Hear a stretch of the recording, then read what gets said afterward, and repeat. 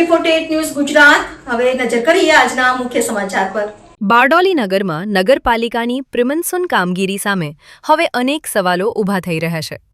ચોમાસા પૂર્વે શહેરમાં કરવામાં આવેલી કામગીરી યોગ્ય આયોજન અને દેખરેખ વિના થઈ હોવાના આક્ષેપો વચ્ચે અનેક વિસ્તારોમાં ગટર અને વરસાદી પાણીની લાઇનના ઢાંકણા તૂટી ગયેલા જોવા મળી રહ્યા છે, જેના કારણે વાહન ચાલકો અને રાહદારીઓ માટે અકસ્માતનું જોખમ વધી રહ્યું છે। ચોમાસાની શરૂઆત પહેલા જ આવી સ્થિતિ સામે આવતા પાલિકાની કામગીરી પર લોકો સવાલ ઉઠાવી રહ્યા છે। બીજી તરફ બારડોલી નગરના અટલ બિહારી વાજપેયી માર્ગ પર પાલિકા તંત્રની વધુ એક ગંભીર બેદરકારી સામે આવી છે।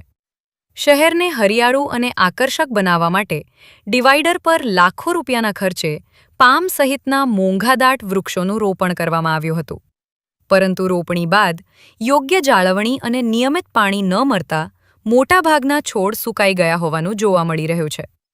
હાલ માર્ગ પર હરિયાળી દેખાવાની જગ્યાએ સુકાઈ ગયેલા છોડના ઠૂઠા નજરે પડી રહ્યા છે, જેને લઈ નગરજનોમાં ભારે અસંતોષ જોવા મળ્યો છે। લોકોનો આક્ષેપ છે કે પ્રજાના ટેક્સના પૈસાનો યોગ્ય ઉપયોગ થવો જોઈએ અને જવાબદાર અધિકારીઓ સામે કાર્યવાહી થવી જોઈએ। પ્રશાંત પટેલ, AB48 ન્યૂઝ ગુજરાત, બારડોલી।